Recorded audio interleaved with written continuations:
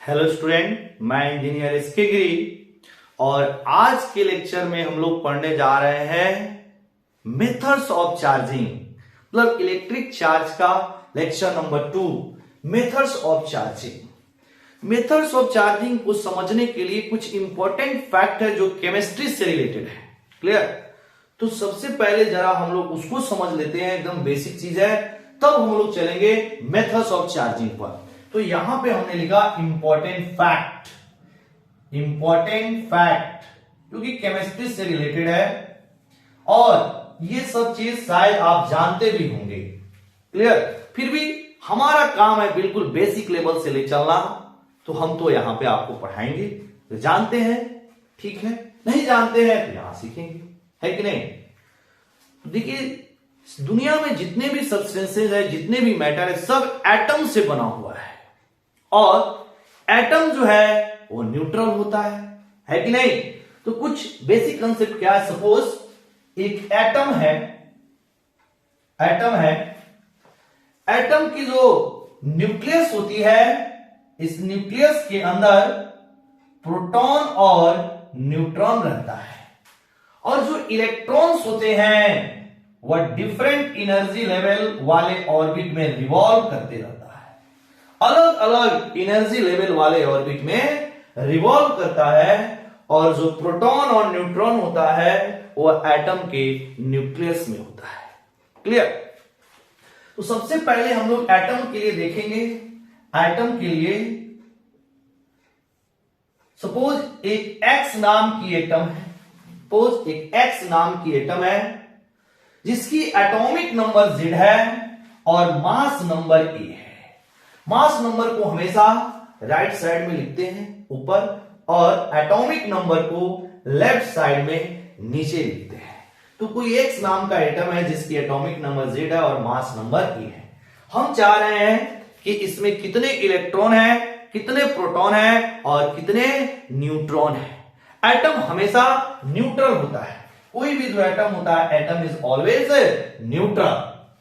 अब न्यूट्रल कब होगा? जब इलेक्ट्रॉन की संख्या और प्रोटॉन की संख्या आपस में बराबर होंगे, because electron is a negatively charged और proton is a positively charge, both having same magnitude. दोनों का मैग्नीट्यूड सेम होता है but polarity is different. Neutron is a neutral particle. तो कोई भी एटम जो है वो न्यूट्रल होता है। एटम के अंदर number of electrons and number of proton बराबर होते हैं, ठीक है? तो इसमें अगर हम लोग इलेक्ट्रॉन और प्रोटॉन और न्यूट्रॉन निकालना चाहें, अगर एक्स नाम का एटम है जिसकी एटॉमिक नंबर Z है और मास नंबर A है, तो नंबर ऑफ प्रोटॉन जो होता है, number of proton, number of proton is equal to atomic number, atomic number. यानी कि अगर नंबर ऑफ प्रोटॉन को P बोले तो P is equal to Z, atomic number को Z से बोलते हैं। क्लियर? और एटम न्यूट्रल होता है, इसीलिए number of proton is equal to number of electron, number of proton is also equal to number of electron। Clear? ये दोनों आपस में बराबर होते हैं। फिर से अगर इसको सिंबल में हम लोग नंबर ऑफ प्रोटॉन को P लिखे, इलेक्ट्रॉन को E माइनस लिखे, तो ये हो जाएगा P is equal to E minus, मतलब E माइनस। इलेक्ट्रॉन और प्रोटॉन आपस में बराबर होते हैं एटम के लिए। Atom is neutral. अब अगर हमें नंबर ऑफ न्यूट्रॉन निकालने हैं तो कैसे निकालेंगे? तो नंबर ऑफ न्यूट्रॉन, किसी एटम में न्यूट्रॉन की संख्या अगर हमें निकालनी है तो कैसे निकालेंगे? नंबर ऑफ न्यूट्रॉन, अगर हम लोग इसको n बोले, नंबर ऑफ न्यूट्रॉन को n बोले, तो नंबर ऑफ न्यूट्रॉन देखिए कैसे निकालते हैं। किसी भी एटम की जो मास नंबर होता है, this is equal to proton की संख्या और न्यूट्रॉन की संख्या, मतलब mass number A is equal to P plus N। Mass number A is equal to number of proton plus number of neutron. तो यहां से अगर हम नंबर ऑफ न्यूट्रॉन निकाले तो a minus p and p is equal to z, this is equal to atomic number, sorry mass number minus atomic number. तो याद रखेंगे नंबर ऑफ न्यूट्रॉन निकालते हैं atomic number minus, sorry mass number minus atomic number, a minus z करके। तो ये किसके लिए है? एटम के लिए है। Atom is neutral, atom is neutral. Atom क्या होता है? न्यूट्रल होता है। और न्यूट्रल के लिए हम लोग ऐसे निकाल सकते हैं इलेक्ट्रॉन की संख्या, प्रोटॉन की संख्या और न्यूट्रॉन की संख्या। देखिएगा इसका यूज मेथड्स ऑफ चार्जिंग में आएगा, इसीलिए ये बेसिक है, इसको हम लोग समझते चलेंगे। हमको पता है ये चीज, आप जानते होंगे केमिस्ट्री से रिलेटेड है, छोटे छोटे कंसेप्ट है, फिर भी हमारा काम है पूरा एकदम जीरो लेवल से ले चलना, आपको बेसिक चीजें सिखाते चलना। ठीक है, अब मान लीजिए हम आपको एक क्वेश्चन दे रहे हैं जिसमें इलेक्ट्रॉन, प्रोटॉन और न्यूट्रॉन निकालने हैं। इलेक्ट्रॉन, प्रोटॉन और न्यूट्रॉन निकालने हैं। जैसे मान लीजिए क्वेश्चन है find the number of electron, find the number of electron comma proton and neutron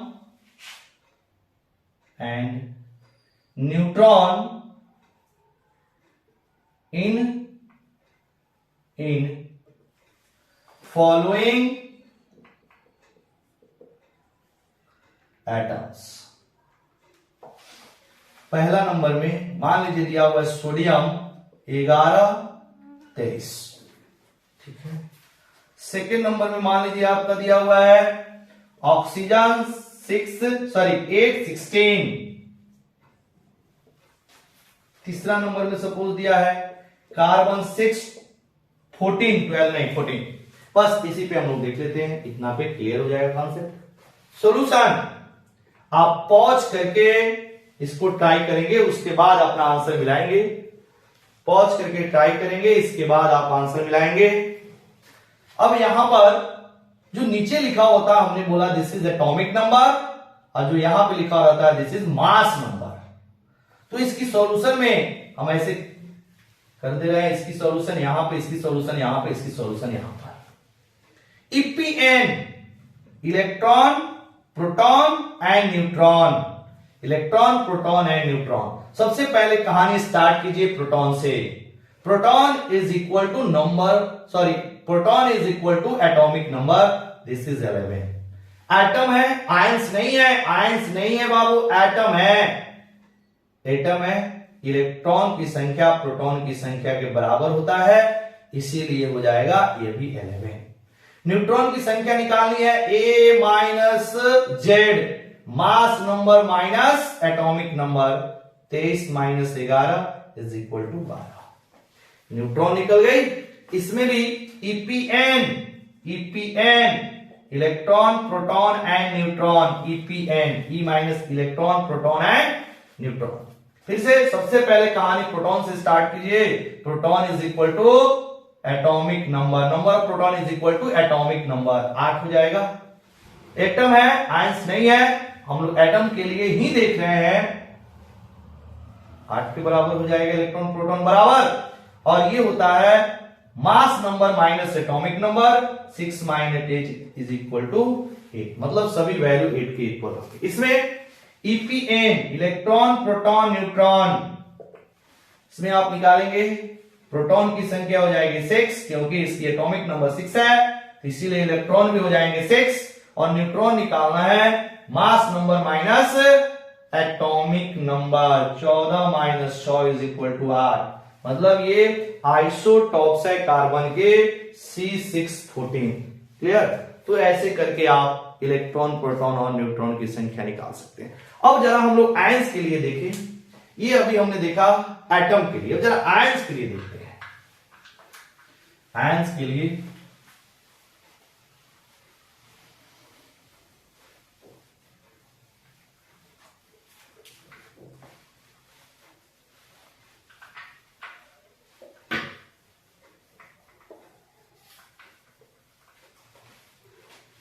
देखेंगे आयन, आयन बोलिए या इसी को हम आगे बोलेंगे चार्ज। आयन, आयन के लिए सपोज कोई एक न्यूट्रल एटम है, पहले ये न्यूट्रल एटम है, हमने बोला जो प्रोटॉन और न्यूट्रॉन होता है वह न्यूक्लियस के अंदर होता है और जो इलेक्ट्रॉन होता है वह डिफरेंट एनर्जी लेवल वाले ऑर्बिट में रिवॉल्व करता है। अब देखिएगा, अगर आपका कोई एटम है तो उसमें इलेक्ट्रॉन और प्रोटॉन आपस में बराबर होंगे। अगर आयंस है या चार्ज है तो इससे या तो इलेक्ट्रॉन बाहर निकला होगा, नहीं तो इलेक्ट्रॉन इसके अंदर आया होगा। एटम से जब इलेक्ट्रॉन बाहर निकलते हैं तो पॉजिटिव आयन होता है, मतलब पॉजिटिव चार्ज क्रिएट करता है, और एटम के अंदर जब इलेक्ट्रॉन आते हैं तो वह निगेटिव आयन या निगेटिव चार्ज होता है। क्लियर? अब देखिएगा, जो प्रोटॉन होता है वह हमेशा न्यूक्लियस के अंदर होता है।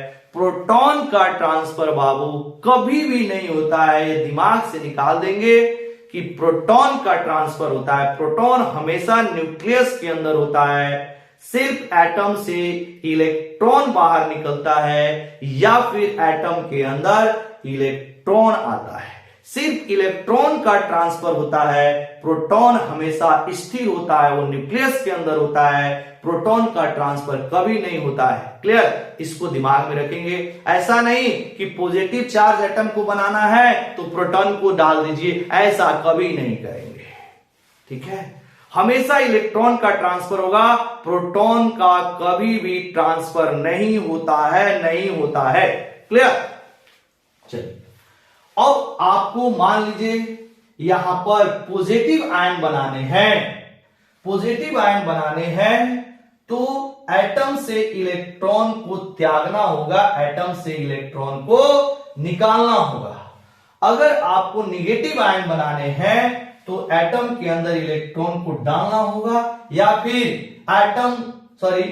निगेटिव आयन बनाने हैं तो एटम को इलेक्ट्रॉन के अंदर डालना होगा। पॉजिटिव आयन बनाना है तो एटम से इलेक्ट्रॉन को, उल्टा बोल रहे हैं, इलेक्ट्रॉन को एटम से बाहर निकालना होगा। क्लियर? अब आइए यहां पर सपोज यहां पर लिखेंगे आयंस को हम लोग दो भागों में से पहले तोड़ देंगे। एक हो जाएगा आपका पॉजिटिव आयन और दूसरा हो जाएगा आपका नेगेटिव आयन। पॉजिटिव आयन के समय इलेक्ट्रॉन्स, इसमें लिखता है ब्रैकेट में, electrons must remove from the atom. Electron must remove from atom. और नेगेटिव आयन की तरफ electron must inter into the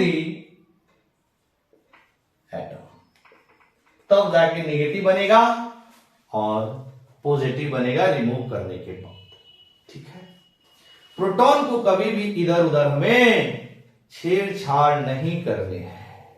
अब देखिएगा, अब मान लीजिए कुछ क्वेश्चन है जिसमें हमें इलेक्ट्रॉन, प्रोटॉन और न्यूट्रॉन निकालने हैं, आयंस दिए हुए हैं। अगर मान लीजिए यहां पे कुछ क्वेश्चन ऐसे दिया हुआ है, find the number of electron comma proton, find the number of electron comma proton in neutron. यहां पे हम नहीं लिख रहे हैं क्योंकि न्यूट्रॉन की कोई आवश्यकता ही नहीं, न्यूट्रॉन चार्जलेस होता है, मतलब इसमें कोई यूज ही नहीं है। न्यूट्रॉन की संख्या निकाल के भी हम कुछ कर नहीं सकते हैं, सिर्फ इलेक्ट्रॉन और प्रोटॉन की संख्या हम लोग निकालते हैं। Find the number of electron comma proton या and proton in following ions.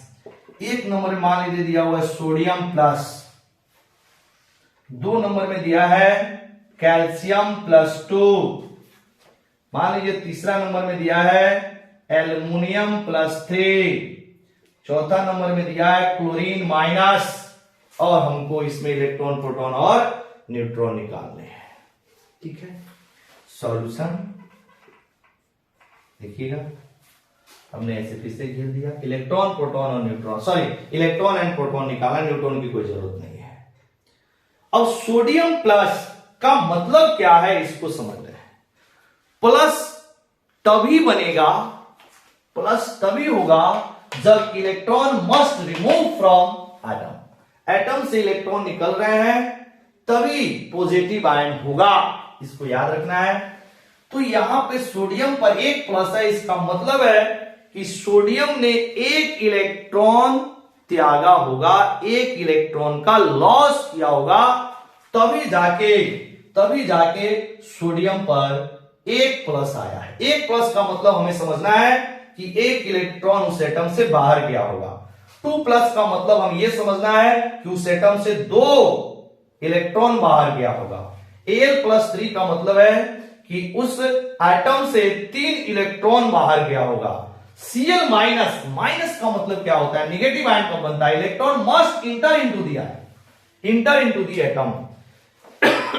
मतलब इलेक्ट्रॉन जो है वह एटम के अंदर आया है तब जाके निगेटिव बना है।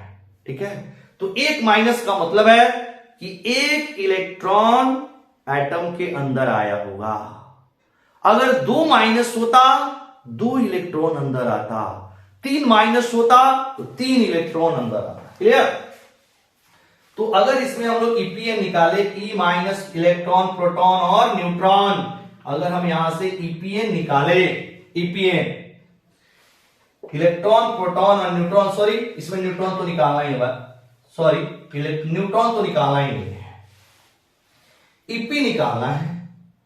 तो यहां पर प्रोटॉन हमेशा एटॉमिक नंबर के बराबर होगा। हमने बोला प्रोटॉन कभी भी न्यूक्लियस के बाहर नहीं निकलता है, एटम के अंदर ही रहता है, न्यूक्लियस में ही रहता है। तो इसकी एटॉमिक नंबर होती है 11, प्रोटॉन की संख्या हो जाएगी 11। अब यहां पर एक प्लस है, मतलब अगर आपका न्यूट्रल होता तो इलेक्ट्रॉन भी 11 होता, लेकिन एक प्लस है, इसका मतलब है कि सोडियम ने अपना एक इलेक्ट्रॉन लूज किया है। इसका मतलब है कि 11 नहीं 10 इलेक्ट्रॉन होंगे। समझ में आ रहा है जी? क्योंकि इलेक्ट्रॉन प्रोटॉन तो आपस में बराबर होता है किसी भी एटम के लिए।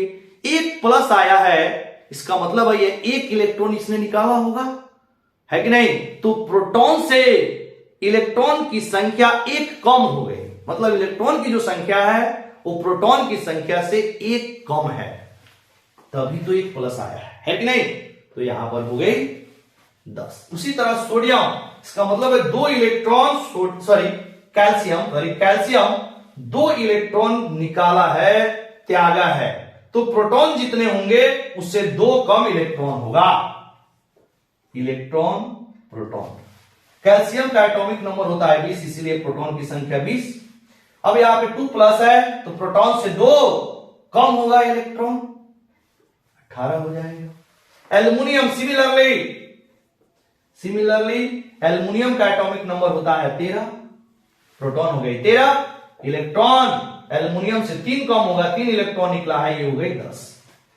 कैल्शियम में इलेक्ट्रॉन प्रोटॉन निकालने हैं, इसकी एटॉमिक नंबर 17 होता है, तो प्रोटॉन की संख्या हो गई 17। अब माइनस है, ये लिया है, ये इलेक्ट्रॉन गेन किया है। कितना गेन किया है, तो एक माइनस का मतलब 1, 2 गेन करता तो 2 minus.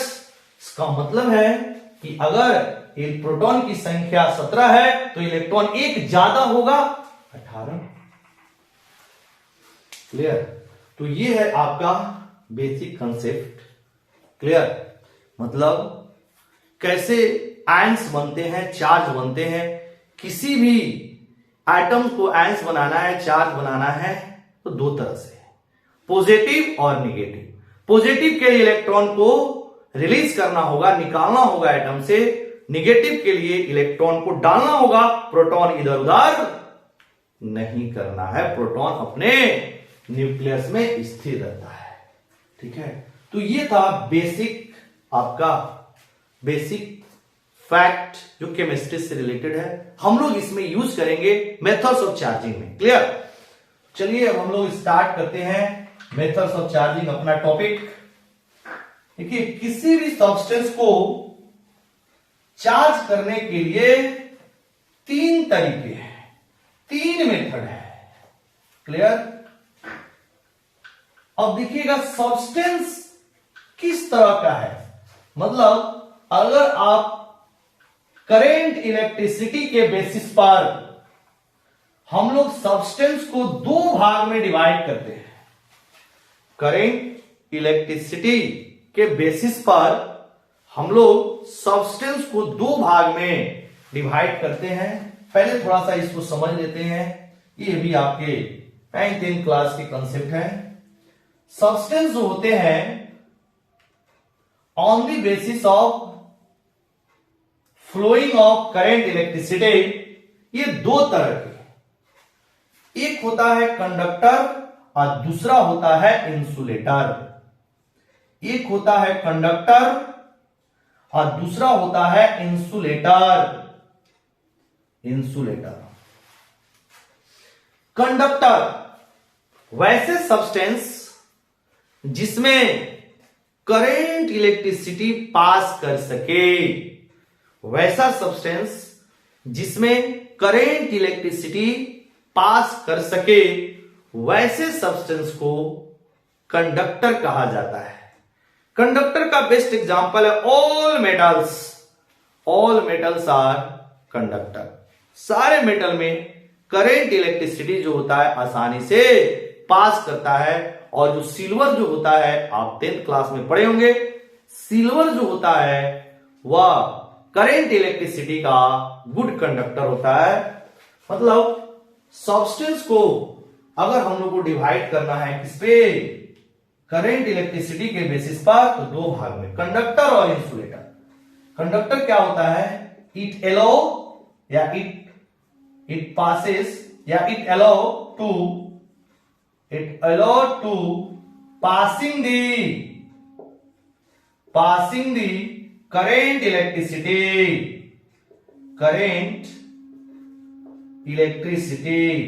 it allow to passing the current electricity. Example, all metals like जैसे हो गया सिल्वर लिख सकते हैं, कॉपर हो जाएगा, आयरन हो जाएगा, गोल्ड हो जाएगा, बहुत सारे चीज, ये सब जो है वो सब के सब मेटल्स होते हैं और ये करंट इलेक्ट्रिसिटी को अलाउ करता है पास करने के लिए। दूसरा होता है insulator. It does not allow to passing current electricity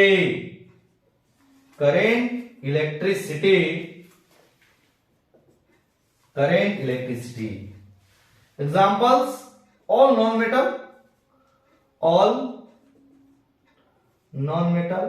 जो नॉन मेटल होते हैं, all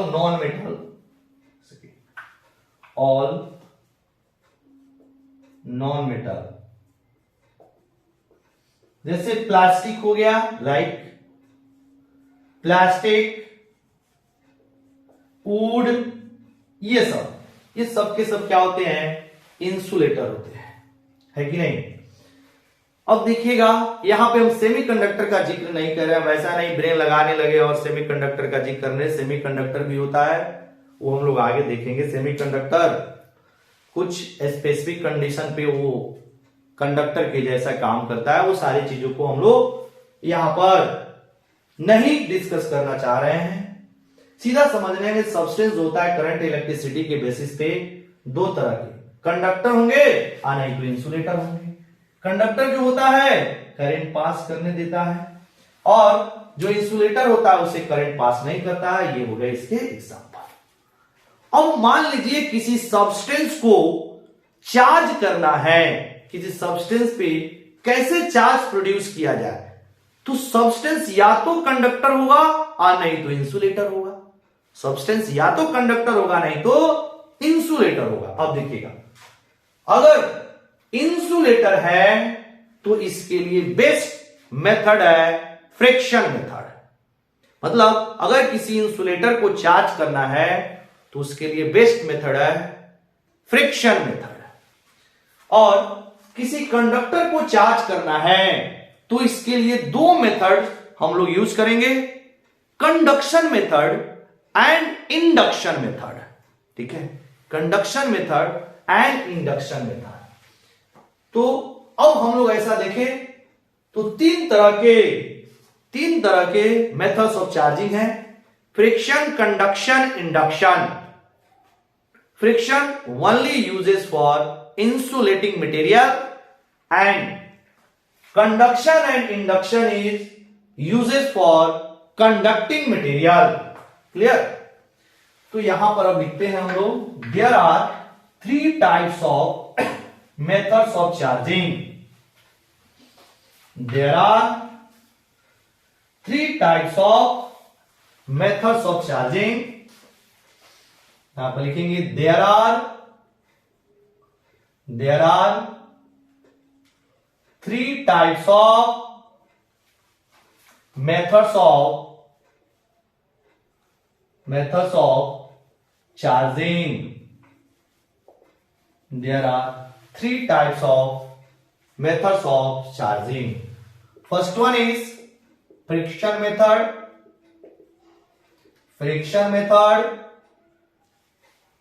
Second one is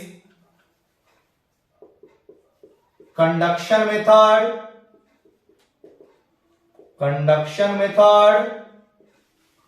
and third one is induction method.